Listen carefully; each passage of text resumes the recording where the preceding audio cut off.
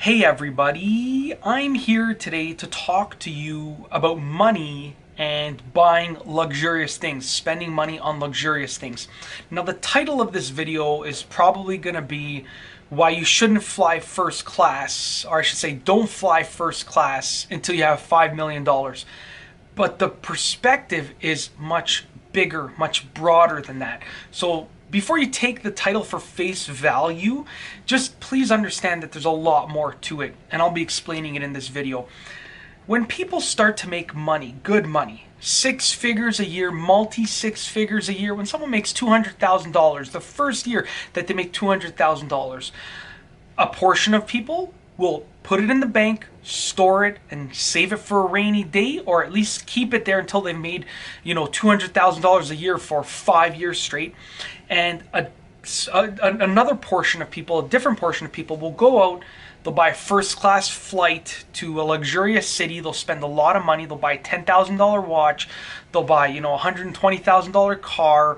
And they'll be left, they'll have the potential to be left in financial jeopardy if rainy days come along and they need the excess money that they would have stored in the bank account and they don't have it. That will be financial jeopardy. Or if they just, don't have a good year and they need the other financial backing from the previous good years to help them out, that'll be financial jeopardy. So in reality, if you were to only buy a first class flight and you had $4,500,000, would you still be financially okay? Yes, most definitely you would be okay. But the point of the video is to just wait until you have a complete excess amount of money before you go and buy anything that's luxurious. So if you want to go and buy a $10,000 watch, you can go and do that, but make sure that you've made, $150,000 a year or more for at least a couple years in a row. Make sure that you have all of your finances taken care of, and make sure that you have like 20 or 30 grand set aside to spend on a luxurious item, and then only spend 10 of that. Okay? Because if you go about not thinking about the future, then when the future happens, if rainy days occur, if things happen that cause you to be in financial jeopardy and you're not prepared for that financial jeopardy, then you're going to get yourself in debt and you're going to basically ruin the good finances that you actually had in order when you made a lot of money. So the point isn't only to not buy that first class flight, it's to not buy that $10,000 watch, to not lease that $150,000 car until you can do it, okay? So my rule of thumb is that if someone wants to be earning $10,000 a month in passive income, then in order to actually relax and actually enjoy that passive income, they need to earn at least $20,000 or $30,000 a month. And that's because we live in a financial world where there are many uncertainties. And if you don't want to become a victim to those uncertainties, then you have to be financially ready for them to occur. Now, basically, you can go out and buy a $10,000 watch or at least that $150,000 car, and you can still be okay.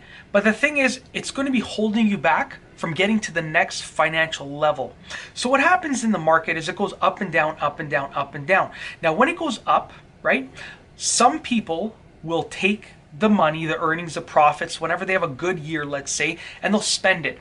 And other people will bank it. And then what happens is when it goes down, okay, the people who don't have any money left are left selling the stuff that they bought for a depreciated value and losing money.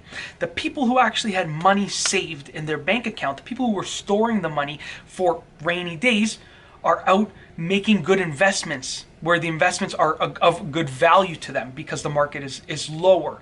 And then when the market goes back up, the people who kept their money and had invested it when the market was down because they had the excess money to invest are the ones that are winning.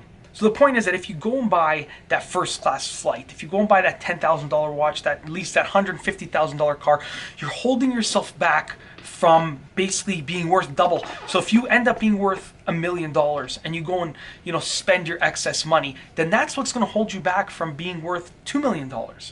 So the point is to get where you financially want to be as a complete goal before you go and you spend your excess money. The point is that, if you want to be worth $5 million, then make sure that you're worth $5 million before you go and buy that first class flight. Because once you've achieved that financial goal and you have the excess money, then you can go and buy that first class flight. Then you can go and, lease that $500,000, sports car, luxury car, whatever you want to do at that point, because you've hit your goal. So you gotta live. Below, way below your means until you've hit your financial goals. And at that point, then you can make some financial decisions and invest in some luxury items. That's the best way to put this. And I just wanted to sort of title and word the video as basically don't fly first class until you're worth $5 million, because that's the idea behind it. You want to shoot way past your financial goals before you spend money on these unnecessary things. And then once you've hit your financial goals, by all means, spend all the money that you want to spend that you have in excess, because you've hit your goals, so you can definitely afford those things and so forth. And that's basically it. I really hope that you've enjoyed this video. Give it a thumbs up if you liked it, and be sure to subscribe for more great videos just like this one. And that's all I have for you today. Thanks for watching.